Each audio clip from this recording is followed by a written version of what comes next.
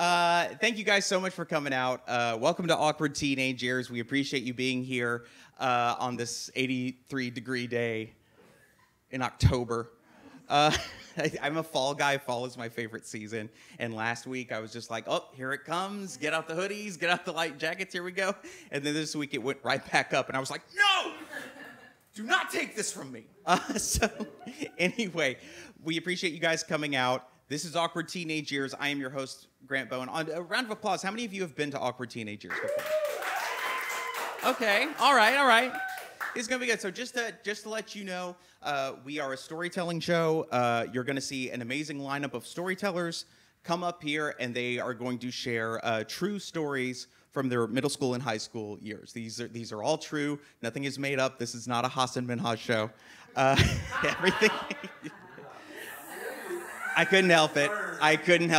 It's but no, you're going to hear a lot of stories about classes, teachers, friends, first dates, tests, prom, football games, and most of all, coming of age. And that's why we love doing it. So before we get started, I'm going to talk to you a little bit, give our late-comers some time to get here. I was watching this military documentary the other night, which, made me angry and depressed, but it suddenly made me remember this moment that I had forgotten about for years, which is about the one time a military recruiter came to my high school. This was my senior year. We had gotten like a lot of advance notice. It's like, hey, someone's going to be coming in the next couple of weeks, and you might get called in to come talk to them in the guidance counselor's office. Now, I want to be clear here. I've never had any intention of joining the military. I don't want that. You don't want that. The military doesn't want that. If I for any reason have to hold a weapon, I don't know who would be more terrified. So, I knew pretty quickly. It's like, okay, I think I want to pursue a career in the arts. However, this was like primo Bush era 9/11 war in Iraq kind of time in the country, and I'm from Alabama. So there was a lot of like, support our troops, going over there and fighting for our freedom is a very noble sacrifice and everything, and I do support and respect our troops. But I also knew at the time that I did not have the best backbone when it came to certain things. So there was a part of me that was just dreading. It's like, oh man, am I going to get in there and this guy is just going to guilt me into joining the military? I don't know. I don't know what's going to happen. And so the day comes, my name gets called. I go into the guidance counselor's office. And I walk in, and there he is, great shape. His head is shaved. He's in his like military uniform, camo and everything. And he's like, oh, Grant, yes, thank you. Come in and have a seat. And so I sit across from him. He sits down. He pulls out this pamphlet and this sheet of information, and he slides it across to me. And he looks very authoritative and intimidating, and he looks at me and he goes, so Grant, tell me, what is it you think you want to do with your life? And I just kind of said, well, I mean, I was thinking really about going to college and majoring in theater. I think I want to be an actor. And in a millisecond, I watched this man go from authoritative to baffled. He was just like, oh, that's interesting. I think, do we have anything like that? He then reaches across to the pamphlet he just slid to me and grabs it and starts flipping through it. And he's just like, well, I mean, we've got some arts things. Are you in the band? There's a military orchestra here. I was in concert band in middle school, and then I quit because I didn't like it.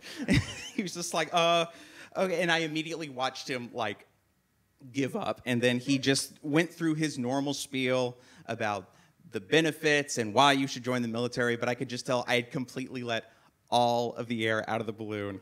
And I walked out of that room with a little more backbone than I went in with.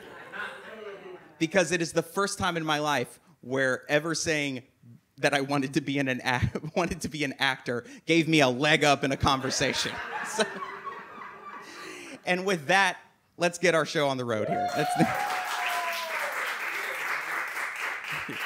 All right.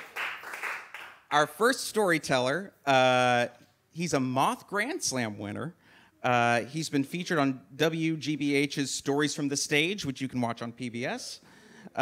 He's a co-director of Theater Moves, a not-for-profit theater art organization that helps public school students learn to express themselves through movement, facial expressions, gesture, and voice. We've had him on the show before. We're very happy to have him back. Please welcome Neil Intraub.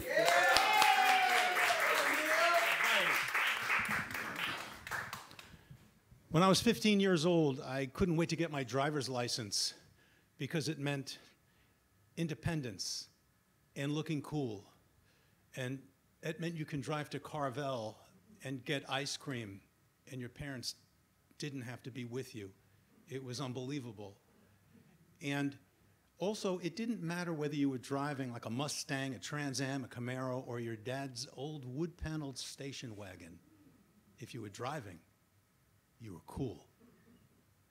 And what I really loved was the posturing. That was tremendous because I had some older friends that would drive over in front of my house. They'd keep idling in the street in front of my house. I'd go over, but they'd have their elbows sort of hanging out the window, and their hand was like at 12 noon on the steering wheel. And they'd have the Rolling Stones blasting through the speakers. And when it was time to leave, they would just peel out and burn rubber. And in my imagination, they're always going to Carvel. I couldn't wait for that to be me. So I'm 16 years old. My high school offered driver's ed classes. And back then, there was a New York State mandate that before you could toss a kid behind the steering wheel of a car, they had to watch these state-sanctioned driver safety films.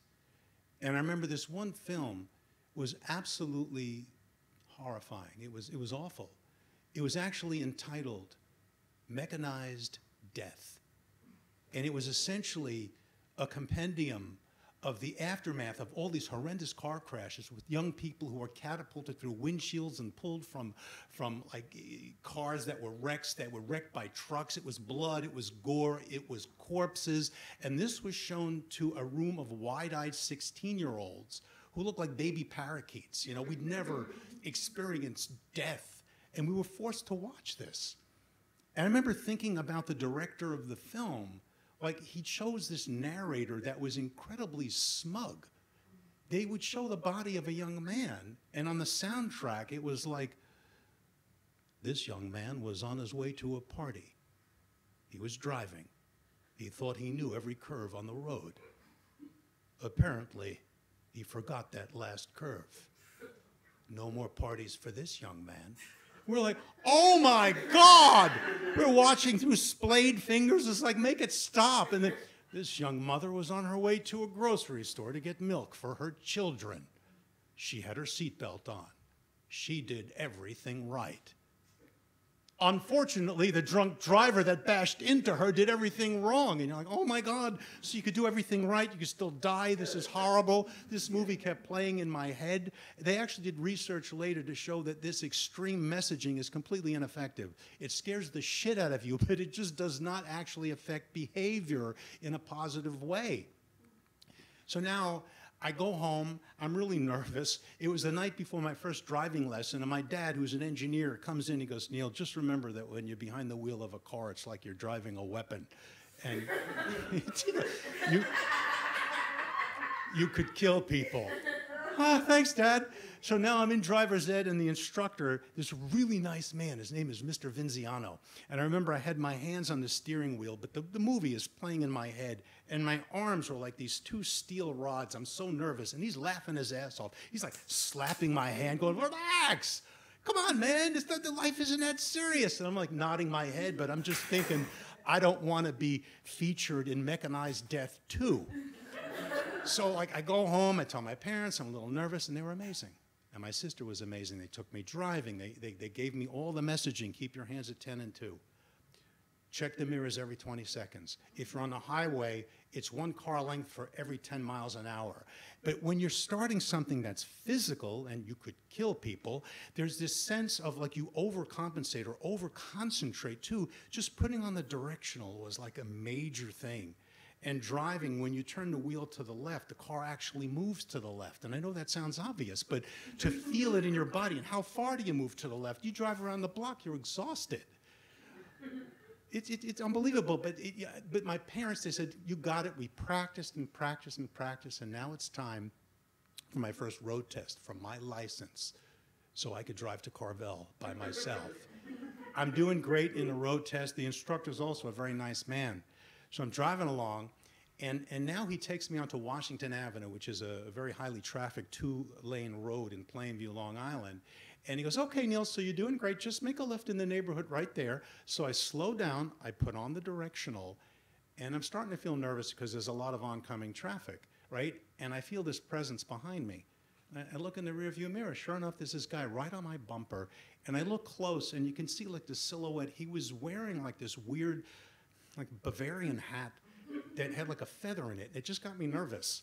And the car's coming, and I'm thinking, I don't want to hold this man up. I don't know this man. I don't want to hold him up, right? And then he gives a little toot-ski, like, and I keep driving.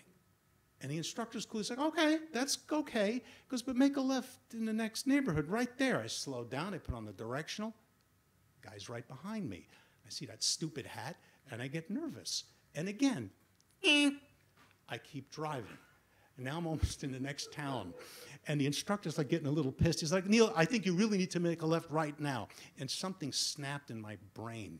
Because I just make a left like into oncoming traffic. I go into this neighborhood, and I'm careening around corners at like 40 miles an hour. I can't help myself. My brakes are squealing. People are pulling their kids up onto the lawns. Out of the corner of my eye, I see this guy's got his head in his hands. And finally he goes, just stop. Calm down. It's time to go back. And I failed.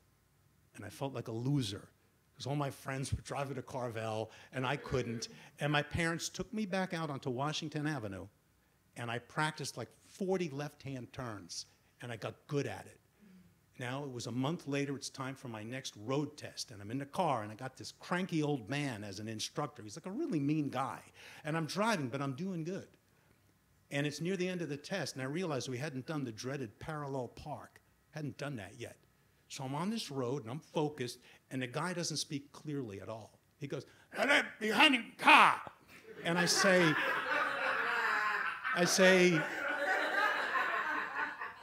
what? And he goes, I said, behind the car. I go, what? And he's livid. And he actually slams on my brakes. He steps on my brakes, car screeches to a halt, he throws it in park, and the man is spitting mad. He's like right in my face, and he's going, yeah, I said, he's spitting at me. Parallel park, behind the yellow car, that's the trouble with you kids, you don't listen. And I'm staring at his yellow teeth. And a strange thing happened. The angrier he became, the calmer I became. So I said, oh, you want me to drive halfway down the block in reverse and parallel park behind that yellow car?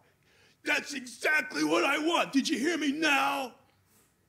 So I rolled down the window. I put my elbow out. I have my hand at 12 o'clock on the steering wheel, and in reverse, I go smoothly down the block, park right into that parking spot, and I passed. Thank you.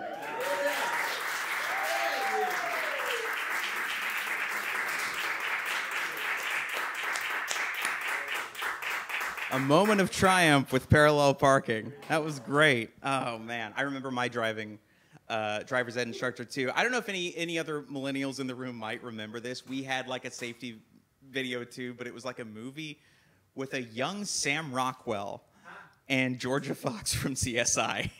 And, like, nutshell, he kills her in a car accident.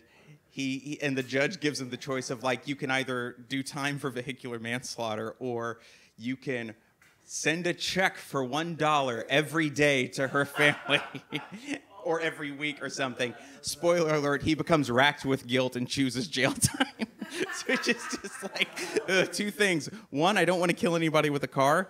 And two, Sam Rockwell's a really good actor. One more time for Neil, everybody.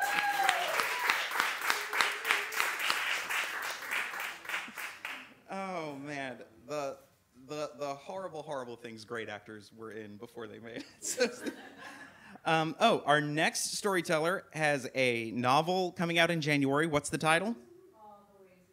All the Ways We Lied. Right. She was just at Confabulations in Canada, and she is going to appear on an episode of The Volume Knob, which is a great podcast that a lot of guests on this show have been on, and that comes out in January as well. Another returning guest, please welcome Aida Zielian.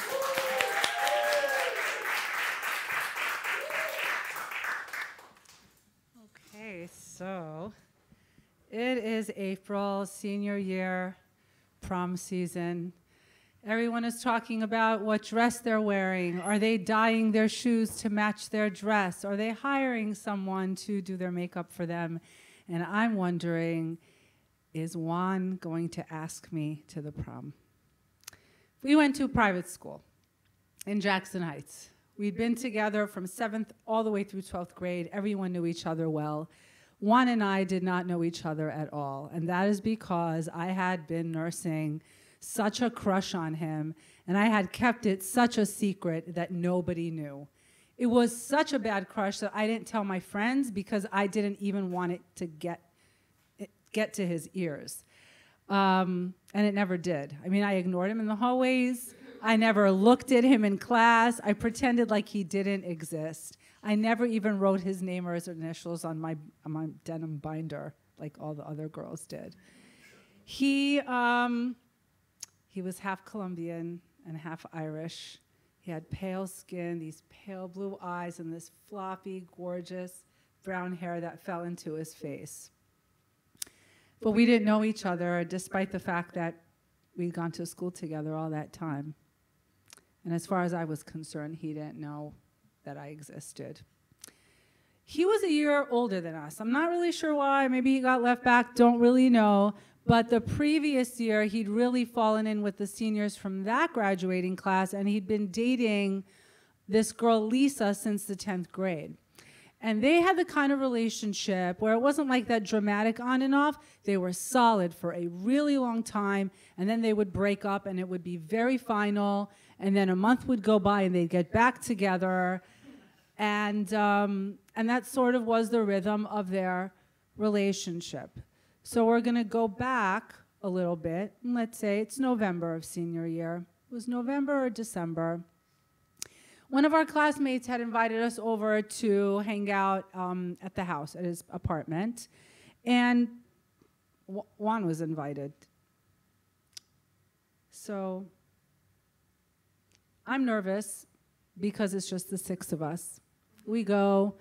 Joint gets passed around, couple of beers, nothing crazy. We're just chilling out on a Friday afternoon. And at some point, some kids disappear into one room, someone's playing video games. It was all very innocent. Someone's playing guitar in another room and goofing around. And he and I are sitting on the couch. I'm on one end, he's on the other, and the only thing you can hear in the room is Boys Don't Cry. And the air, for me, is thick and heavy. And I don't want to get up, but I do. So we're just sitting there, and I'm feeling stupid. I don't know why, but I just am. And when I turn around, he's looking at me. And I kind of, like, I'm sure he's not looking at me, but he is looking at me. And he goes, I've been wanting to do this forever. And he leans over, takes the back of my neck, pulls me over, and gives me the longest kiss ever. And then he just pulls away. And I'm in shock, like to the point where like I touch my mouth because I can't believe it happened. I'm like, this did not happen. And then everyone comes in and scene cut, and I'm sitting here stunned out of my fucking mind like what just happened. And P.S., he was not on a break with Lisa at that point. Oh. Like that. So that was a Friday, and all weekend I'm just laying in bed, just thinking about this person, this magical person who I don't know what the fuck he did. And one day comes, and I don't know what to expect, and he walks past me in the hallway, he gives me like a nod, I nod in his direction, and that's all that happens. And a few weeks later, he gets back together with Lisa. So now it's April. I stroll in one afternoon. I'm by the locker, like getting all my stuff. And I hear someone go, "Can you believe that? Like, again, they got back together? Again?" Because they've been on a breakup at that point. And I was hoping he's going to come to his senses and ask me. And I'm like, no, it can't be that they're getting back together. It can't be that they're getting back together. It's like, oh my God, I think they're just going to be like high school sweethearts and they're just going to get married. So as I'm hearing all this chit chat, my head goes deeper and deeper into the locker because I'm losing it. And by the time the hallways are cleared, my head is in the locker and I'm hysterically crying. Now my friends are really excited to go to this prom. And I'll be goddamned if I'm staying at home for some stupid boy. So my mom sews me the coolest dress ever because she is a rockin' seamstress. I wear my fabulous dress with my suede pumps, not to get back at him, but because this is how I want to remember prom. But in the same breath, I'm sad, man. I am sad. We all decide to take a limo together, me and a bunch of stag girls. And so the limo driver pulls up, he's got this handlebar mustache. He's like covered in these like sleeves. So, hey, what's up? I'm like, what's up? So we get in the limo, and he's driving. My friends are all like giddy. And I'm trying to get there, but I'm not there. My heart's not there. And they still don't know about this crush, you know. It's like a John Hughes movie. It really is. And I watched all of them right before the prom to sort of like bolster myself. They give me such courage, these John Hughes movies. They make me feel like I'm not an asshole, you know.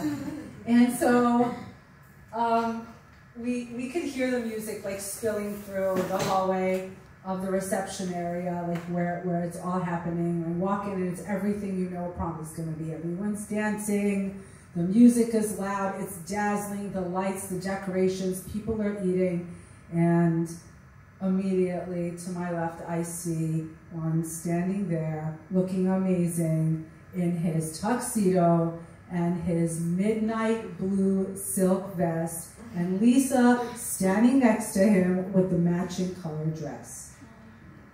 He looks livid. She looks miserable.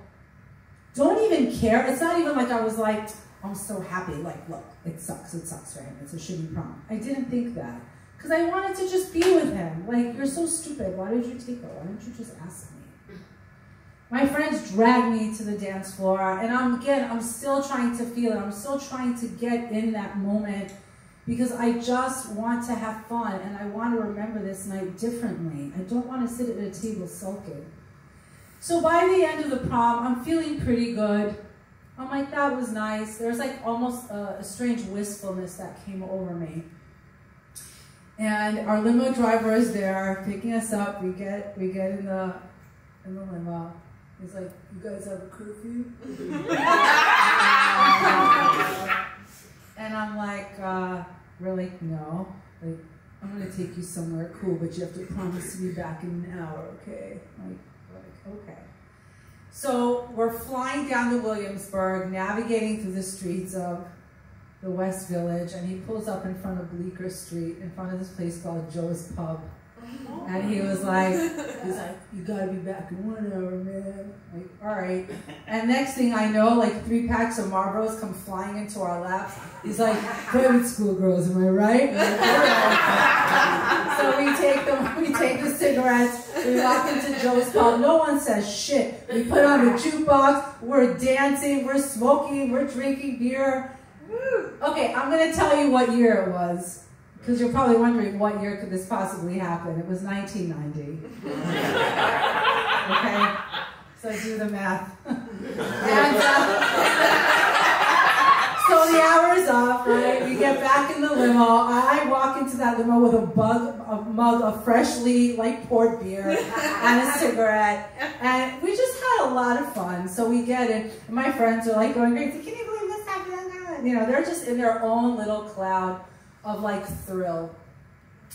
And we're going over the Williamsburg Bridge, and I just look around me, and it's like it's covered in lights. The city is twinkling around me. And it feels like magic. and I lower the window, I stick my head out, I stick my face out, and I feel the wind in my face, and I smile. Thank you.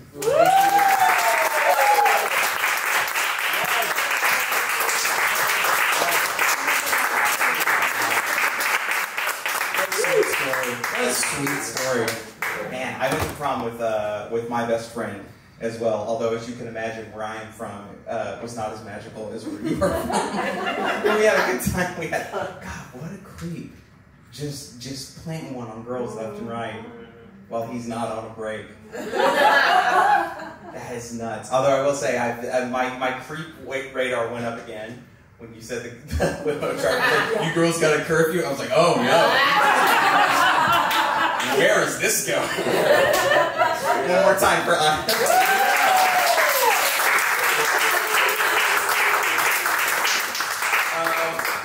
All right, our next storyteller.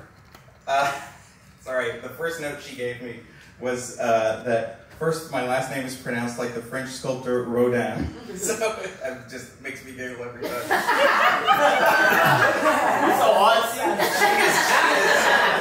She has written a book called There Plants Eyes, A Personal and Cultural History of Blindness. And if you like what you hear tonight, she's doing a solo show with Frigid here at the Gotham Festival.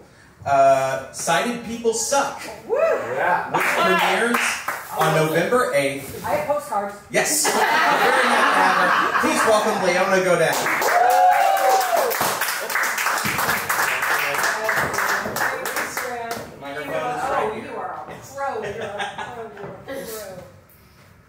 Excellent. All right, I'm supposed to be dead center, right? This is good? This is Good. Okay, excellent. Well, it was a beautiful, beautiful springtime night in San Francisco, and I was sitting on a park bench drinking a beer with a boy, as you do when you're a teenager. His name was Fletcher, and I was pretty sure this was going to be our first kiss. But then I made the mistake of telling him that I was visually impaired.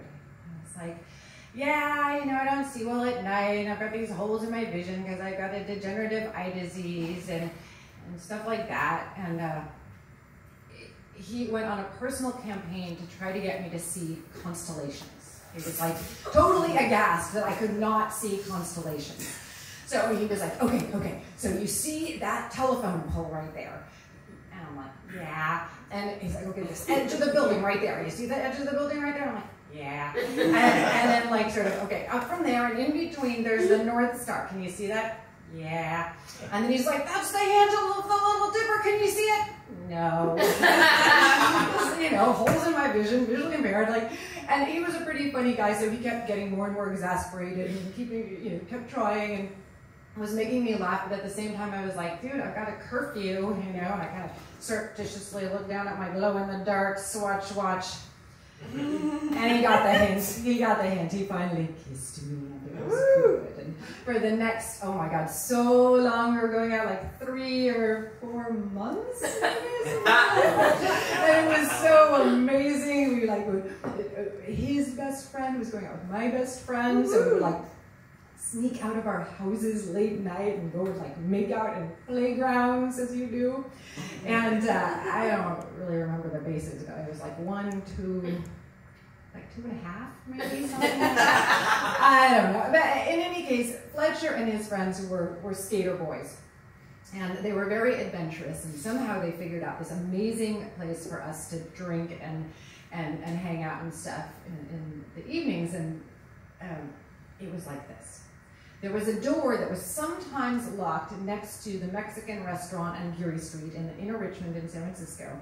And when it was unlocked, and when you could sneak past the kitchen without any of the staff seeing you, you could go down this alleyway, and then there was a ladder, and you could take the ladder up to a roof, and then that roof went to another ladder, and then another kind of graduated thing, and it was like this series of roofs and ladders. It was like chutes and ladders, but not exactly. So at the very end of it, we were on this huge expanse of a roof that was like kind of a mini mall with a movie theater and Pier 1 Imports and a Tower Records. Y'all remember those?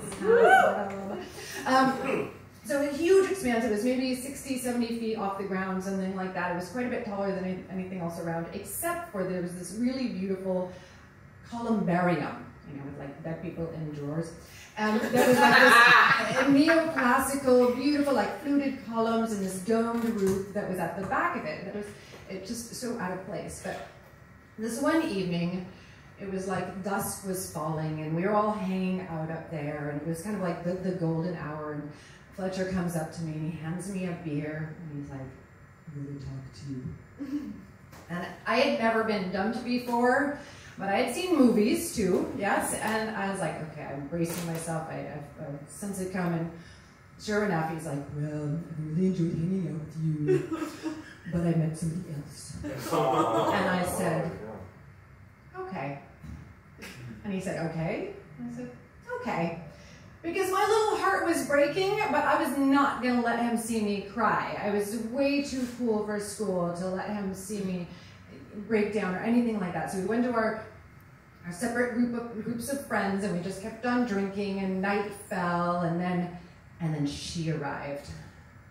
And her hair was like more magenta than mine. It was like her manic panic was better than mine. And her asymmetrical haircut was more asymmetrical than mine. Did I mention this was the 80s? And she was just so cool. I started feeling sad and depressed, but I tried not to let it show. But finally, I kept drinking beers, and I was like getting bratty, and I was like, "I don't need him. I don't need anybody. Now I'm out of here." And I marched like to the side of the building where you need to get down and start the roofs and ladders. Now, I had done this many times before, but I had never done it by myself because, visual impairment, night blindness, et cetera, et cetera. And so I kind of sit there on the edge, and the first kind of level change, you had to kind of sit on the edge and then scoot your butt and then kind of reach your tippy toes to the next roof, and then it's the next ladder, and then you kept going on from there and from there. And so I'm sitting there, and I have another smoke and let a couple teenagery tears fall. And I finally screw up my courage, and I put my hands on the other side of my butt, and I'm just about to scoot off, and these two guys come and sit next to me, and they're like, "Hey, what's up? You want to have a smoke with us?" And I'm like, "Yeah." And I was flattered. They were like, "You don't need that dude, he's a poser." And I was like, "Yeah." And they're like, "And his new girl looks like a emaciated rooster." And I was like, "Yeah." That was cool, we smoked. And then, they say, "Well, so where are you headed?" And I was like, "Oh, well, I'm just heading home." And Ryan says, "This is not the way." Now, when I was visually impaired, when I knew what something was, I could actually see it. Because, of course, seeing happens not just in your eyes, but in your brain. And so suddenly, there's the columbarium with its beautiful domed roof shimmering in the moonlight. And I follow the fluted columns down and down and down and down. And I'm like, oh my God, I almost scooted myself into nothing. I would have been like a pile of pulp and bones before I even knew what happened. And the worst thing is that people would have thought that I did it for a boy. I mean, I was boy crazy, but I was not that boy crazy. And so my little heart started, retroactively panicking, and I was like, oh my God, I almost died. And they said, "Oh, you want us to get you down the roofs and ladders?" And I was like, "Yes, thank you very much." So they took me down to street level. We're at the street, and they're like, "You're okay getting home and stuff?" And I said, "Yeah, I thought bus is right over there. I'm fine." And I was kind of embarrassed, I was a little bit embarrassed, but I'd like to tell you right now that I never sort of ran off kind of half-cocked, pissed and bratty and like, "I'm out of here," into dangerous situations. I did. I continued to do that for many years. But now I am older and wiser, and I have a cane, which is really good for edges of things and how far down they are and things like that. And also, I can drink in bars now, which is great. So when I get drunk and pissy, I'm like, I'm out of here. On the rare occasion, on the very, very rare occasion that happens, I just start cracking ankles with my cane. I hit the sidewalk, and I call myself an Uber. So, you know, getting older isn't all that bad. Thanks, guys.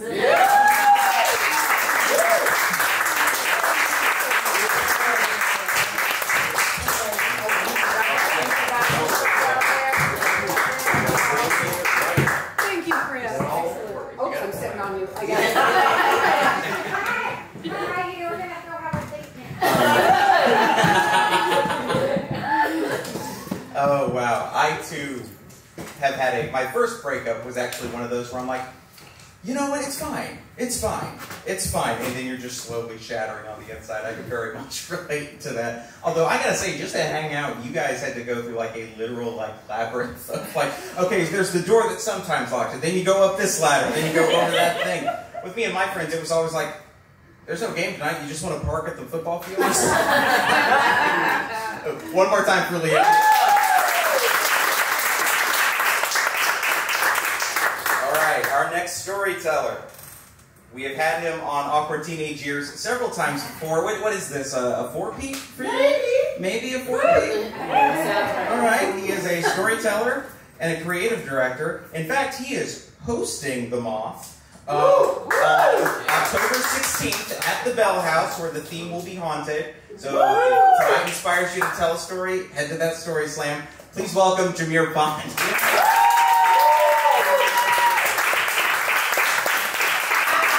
Look at that gentleman right there. That glossy mouth gentleman. What a picture. Okay, thank you all for coming tonight. I appreciate it.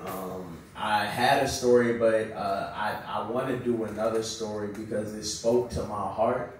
I realized I was still grieving a relationship yesterday, and I realized that because when I looked on Instagram and saw my ex that I hadn't seen in months, I instantly got angry at her happiness, and that's where I knew that I needed to continue to do some things in therapy.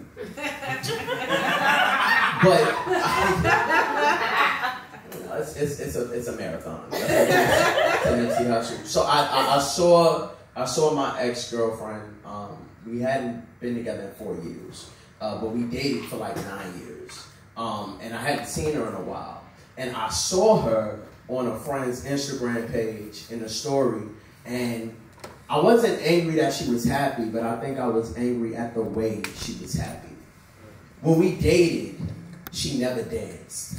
I didn't know she had rhythm. In the story, I mean, she's bopping and doing this, singing the Luther Vandross, 1,000 kisses, never too much, never too much. And I got mad because, like, when the fuck did you get rhythm? I don't know. But I knew that she was comfortable. I knew that she looked happy. And on top of that, she just looked incredibly gorgeous. I mean, skin very even brown, baby hair proportioned properly, on the top of her head, and a beautiful smile, and she just looked like she was enjoying life. And I got a little sad. It's not that I want to be back with her, it's just that, you know, that was my dog. And it got me to thinking about my first heartbreak and how I recovered off of that. And I was in 9th grade, and I went to Bishop Ford Central Catholic High School. And becoming a freshman in Bishop Ford, I've never seen as many beautiful variations of different girls at that time. My mind was blown.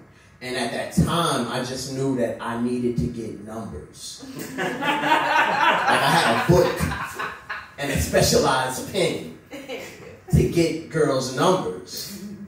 And I remember I walked into my homeroom class and I saw this girl named Tiffany. And I called her Bunny because she had 2 teeth that exuded a little more downward than the rest of her teeth in her face. And but I really liked Bunny. I was taken aback. I was in awe. She was the first Dominican girl that I have ever met, second, liked. At that time in hip-hop, which I really loved, it was all about light-skinned women with fat asses and green eyes. And I figured if that was good enough for Master P, then it was good enough for me too at that time. But that's who I was attracted to. I was attracted to Bunny. But I was very, very, very uncomfortable at the time with talking to girls. I was very shy. I was a little shorter than I am now with big circuit, like bifocal glasses and braces. And so I remember like girls telling me like, you know, this guy's cute, this guy's cute, this guy's cute, you all right. And I remember being enthused about being just all right because my confidence was so low. You know, I never had a girlfriend, but I wanted to be with Bunny. And I remember what made me comfortable was we were in the same special ed math class our freshman year. We both had IEPs. And so we both kind of had our own sectioned off math class with only a few students. And I sat right behind Bunny. And every time Bunny would sit down, her beautiful flowing black hair would drape in the back of the desk. And she smelled like Victoria's Secret's Love Spell. Classic. It's like the Chanel chants of Victoria's Secret fragrances.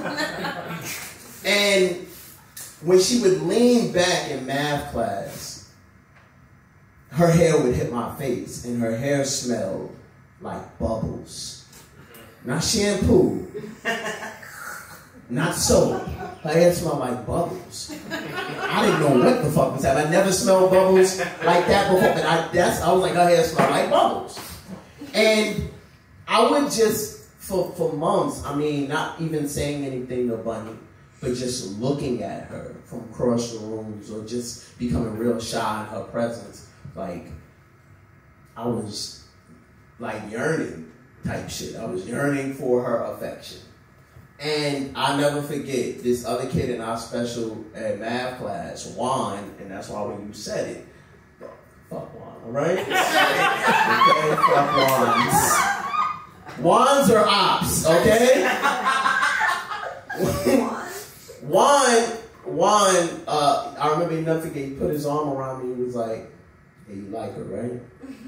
And I was like, sure swell I do. I don't know. I had big glasses, so I figured I said some shit like that, like, swell, yeah. Yeah, he was like, man, you should just go talk to her. And I was like, oh, I don't know. I don't know, what is she gonna do with a guy like me? I mean, she'd never go out with me. He was like, don't worry, bro. You cool with me? I'll talk to her for you. So Juan goes over to Bunny one day, across the room. I see him doing all these cool movements, talking to Bunny. And then he looked back at me and gave a thumbs up. And I was like, yeah, Juan, good shit. Juan comes back to me and goes, Bunny says she want to date you. I didn't expect, I just wanted a number. Now I got a whole girlfriend. Fuck the other 5 numbers in my address book that I had coveted. Me and Bunny were going together. So I remember walking up to Bunny and going, you know, Juan said that you want to date, and with a just blank face, she said, yeah, I think you're pretty cute. You don't have to tell me nothing. This is my whole girlfriend at the moment. Freshman year, I already dealt with that. Now we can worry about the rest of our lives, is what I was thinking in my head. So the next day, I go home and I call up my boy. Now my boy, I'm going to call him A. I ain't going to say his full name. My boy A was the strong safety on our school football team. He was the captain of our football team, the Bishop Ford Falcons. Really brolic dude, 14, only 14 y'all knew with a full mustache and goatee. But he wrote poetry. And I was the only one that knew he wrote poetry. I heard him quote Love Jones one day and I was like, that's my shit. Most of y'all don't know what Love Jones is. Get tapped into Lorenz Tate and Nia Long when you leave here. But very good black poetry movie, and I was like, yo, I like that too. So I knew, he told me he wrote poetry, so I called him and I said, yo, hey, I got a girlfriend, Bunny. He was like, Bunny? I was like, yeah. I was like, I can't even believe it. So I was like, I need a poem. And so I'll never forget, he wrote me this beautiful poem the next day, and he gave it to me. And I don't remember the words, but I remember him like kicking his leg back up on the locker and folding his hands and just going into a bliss, reading this poem that he wrote and memorized and recited. And he turned to me and said, you tell anybody I wrote this, I'll fucking kill you. The duality of it all. Got it. So I grabbed the poem, 6th period, when we had math class. I give the poem to Bunny, I slide it across her desk, and I say, hey. And she said, hey. I said, I wrote you a poem. She said, she looked at it, she read it, and she looked behind and said, oh, thank you. And folded it back and put it in her pocket. I don't know how relationships work at this time. It's my first one. I'm thinking that we're going to dry hump with jeans on soon. I don't know the road to relationship at this point. But I knew that she was a little too not interested to be interested. So the 3rd day, I decided to put my best foot forward. I needed to get Bunny's number. And I had just the tool, my good number book. So I remember going up to Bunny at her locker, while she was in her locker. I was like, hey, you know, like, Bunny, I would love to take you to a movie sometime. Maybe Dallas BBQs, if you like. I don't know, it's fancy, but I don't know if you're into fine dining. And I remember I asked for her number, and she closes the locker, and she looks at me and says, I was just pretending. And then Juan comes diagonally and puts her arm around Bunny and goes, yeah, bro, we just playing, right? Like, you knew we were playing. And so they're laughing, and now I'm giggling, oh shit. Yeah, I knew. I definitely knew y'all was playing. And he walks with her with his arm around her and proceeds to walk off, and they smile and look back and laugh amongst each other. Now, I don't remember exactly how I felt, but I knew I was embarrassed, but I tried to code it, you know. It's all good. I still got the numbers and everything. It was not all good. It was bad. She broke my heart. And the fact that I didn't do anything pissed me off, because Juan still went to the school. She went to the school, and they went there for about 2 years until they finally both left, and I stayed there and graduated. I never said anything about it. I never told anybody about it. I just kind of let that sink in. Some years later, like 20, I'm in the airport. Now, at this point in time, I'm traveling with the Marv. I'm touring with the Marv. Now, if you're 65 and older, like, you might have just got aroused at this point in time. With 65 and older white people here, I toured the Marv. You would have thought that I was Drake. If you toured the Marv, I'm going on a plane to tell my story with the Marv, and I roll up to the airport, to my gate, and I look to the left, and standing behind the desk is Bunny.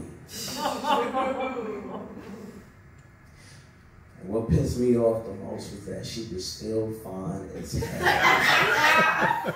It was like God overlooked all the shame that I experienced. I was like, we'll get on the back end.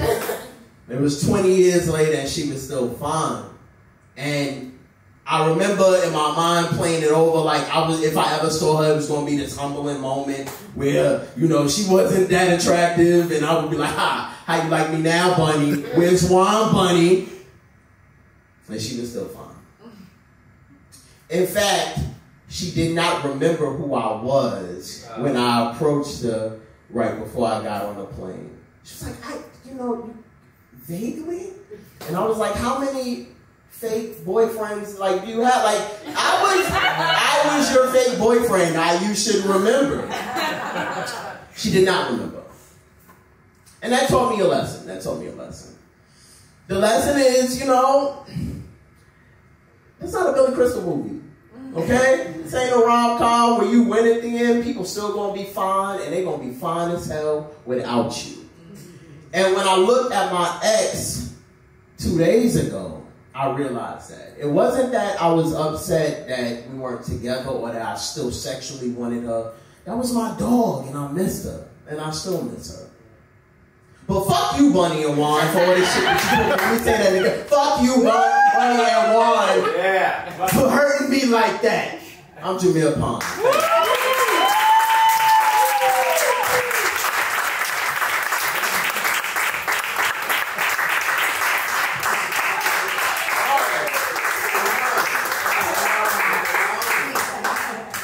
Just the deepest circle of hell for Bunny and Juan.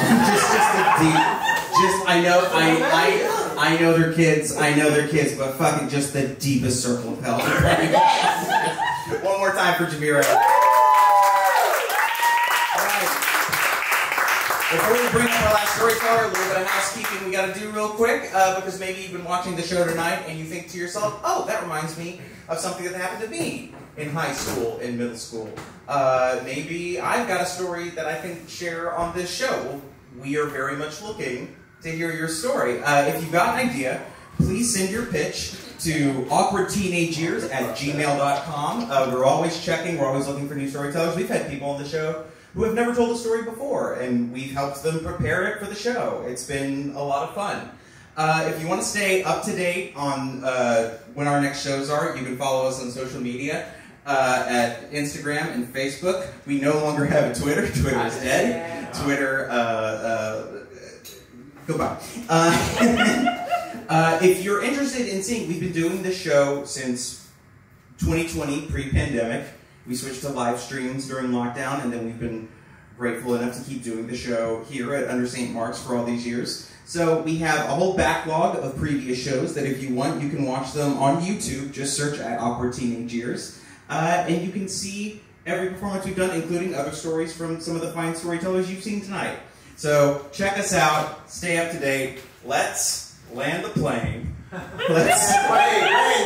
We are down to our final storyteller, a long-awaited guest that we are very happy to have on the show. He has been touring multiple Fringe festivals since May in the US and Canada, and he's got a 5-year-old.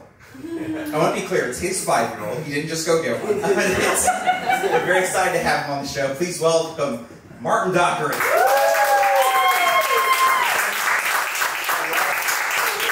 Every single story makes me think of a million stories, right? I'm sure for all of us.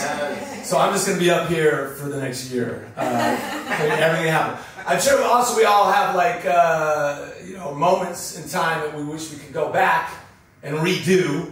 No more so than in our awkward teenage years. Title of the show, worked it in. My teenage years were particularly awkward because I was very awkward around girls. And the problem with being awkward around girls, about saying that, is it's just a cliche. It's like a trope. You're like, oh, a boy in high school, or you're awkward around girls. The thing is, when you are in high school, when you are that awkward boy, it is not funny. Like now it's funny. I can say it, oh, awkward. And I was like, oh, you know what? You don't say it at the time. You say it from a remove. But in the midst of it, I was hopeless around girls. Maybe the reason is because, like, my parents were separated, grew up with my dad. I had one brother, a boy. Only boys lived on my street. I had a lot of fun with other boys. All my boys that I went to junior high and high school with also weren't hooking up with girls. We had parties in high school. There were no girls at the parties. It was fun. We just played beer pong. We had a lot of fun with each other. It was just all guys all the time. And I could not deal with talking to girls. And I think the reason is, if I were to examine, is because every time I would talk to a girl, I would project upon her that she must be thinking that the reason that we're talking is that I must like her. And that instantly would make me self-conscious and resentful of the fact that she's thinking that I must like her. And what would compound the problem is that if any girl actually spoke back to me, it would mean automatically that I would start to like her. And so both the fear that she's thinking I like her and the actual realization that I am indeed starting to like her would just short-circuit my brain. I would just jettison from every single conversation I had with any girl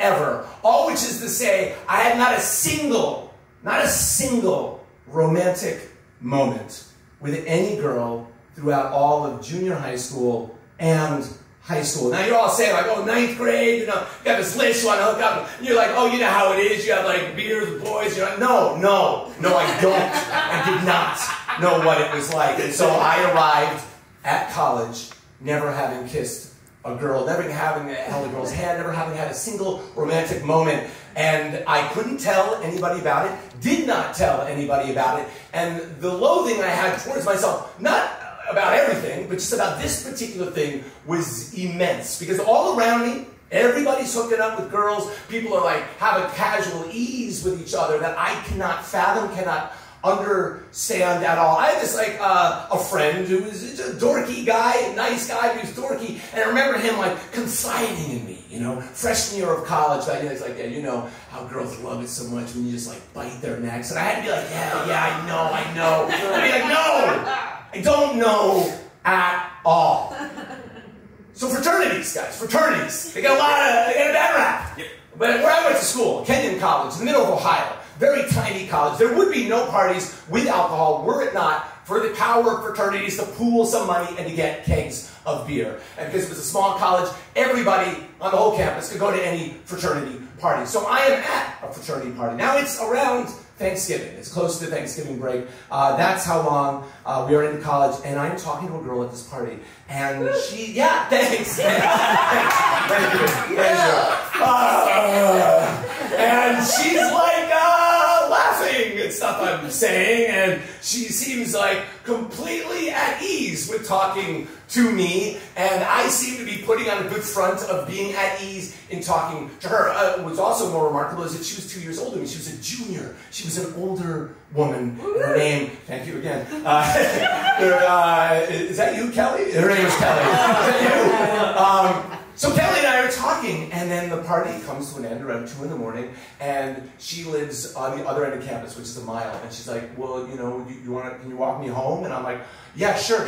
So I'm walking her home. And there's something called Middle Path. There's this artery runs down the center of the campus. And it's not so much that it's a mile distance, it's time in my mind. And I'm like, I have this time that's growing ever shorter as we're approaching her dorm room, where I know exactly what I am supposed to do, because I've seen every John Hughes movie, right? I've seen every movie ever made about any teenagers everywhere. I know it's supposed to happen, and I keep telling myself, you gotta do it, you'll never forgive yourself if you do not do it. Have some courage, man. Have some balls, you know? And every topic that she'd be talking about, I'm like, when she gets into the topic, there'll be a pause, and that's when I'll do it. But I couldn't figure out the mechanics of like, we're walking side by side, like, do you stop her and say, don't walk anymore? You know, like, what do you do? And I couldn't wrap my head around, like, how do you actually touch another human being for the very first time in something that's supposed to be romantic or sexual, all two things I feel I do not embody whatsoever. And we arrive at her dorm. I haven't done anything. I'm like, ah. And she's like, let's go hang out in the lounge for a little while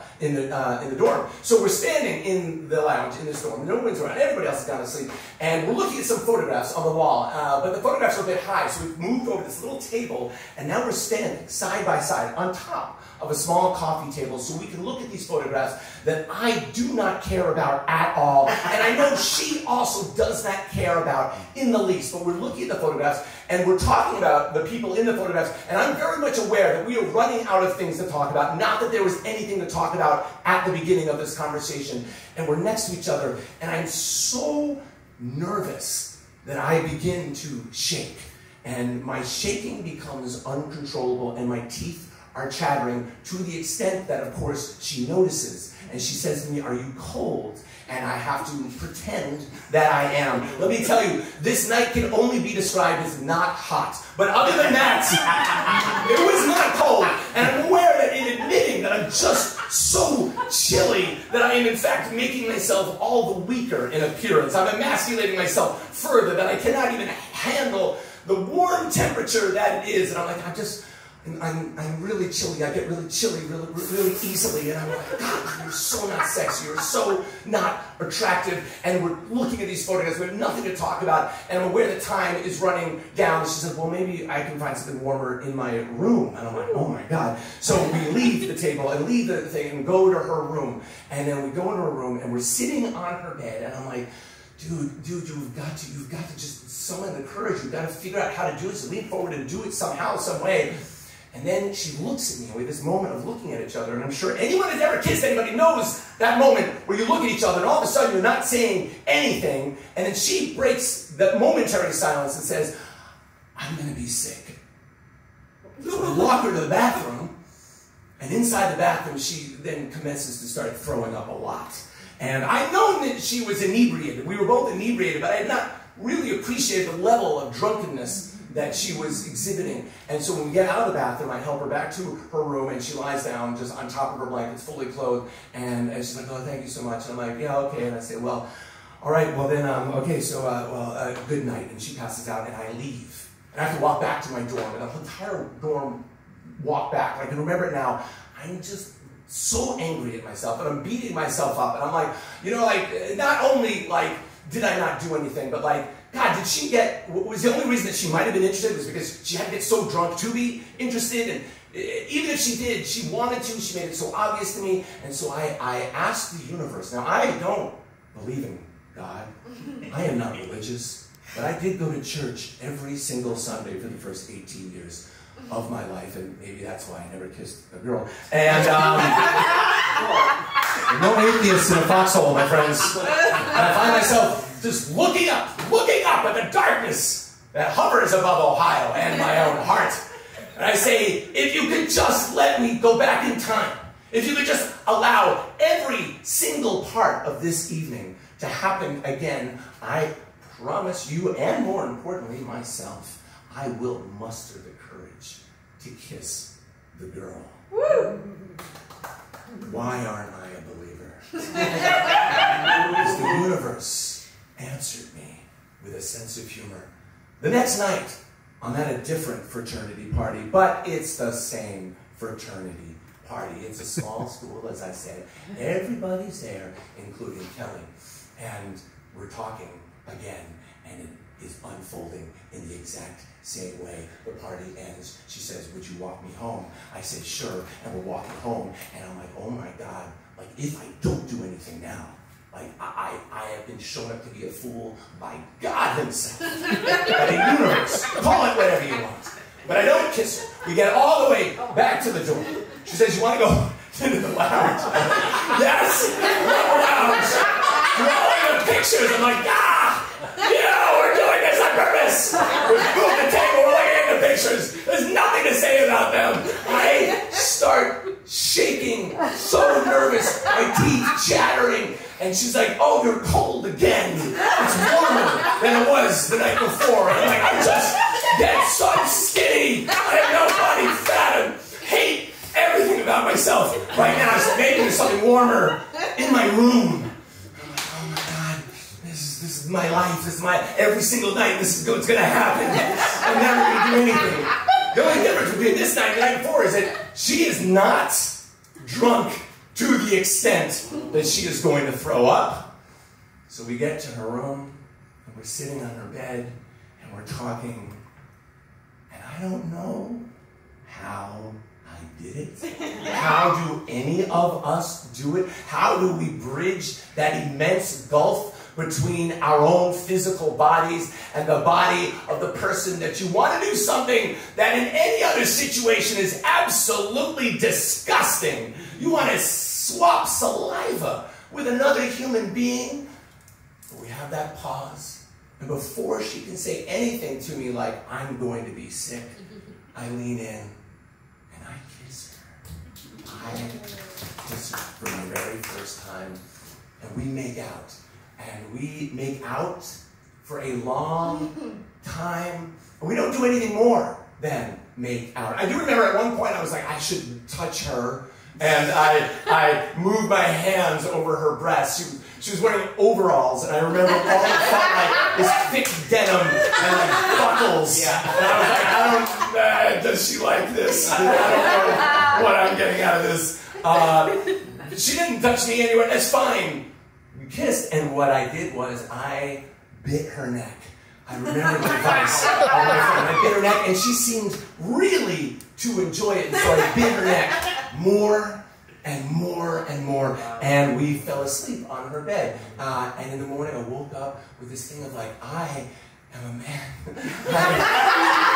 At the age of 18, I had finally kissed a girl, and then she sits up, and I look up, and I was very excited, but it was mitigated by the fact that her neck was just a minefield of hickeys. It was like I had taken some hammer and just bruised it all over. And she had two roommates who showed up at some point in the night, and they were like laughing at her and like appalled at me. It was very weird to feel very excited and very embarrassed at the same time. But I will say this, the excitement trumped the embarrassment, because Kelly didn't seem really to mind all that much. She put on a turtleneck, and then we went away for Thanksgiving break. And then, you got back for 2 weeks before Christmas after that, and then she was gone for like a junior, second semester abroad. So like we made out one more time when we came back after Thanksgiving, and then I never kind of like really saw her again after that. Like we're Facebook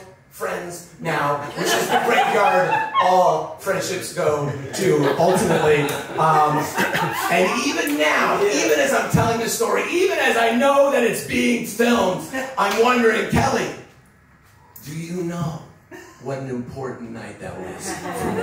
Thanks a lot.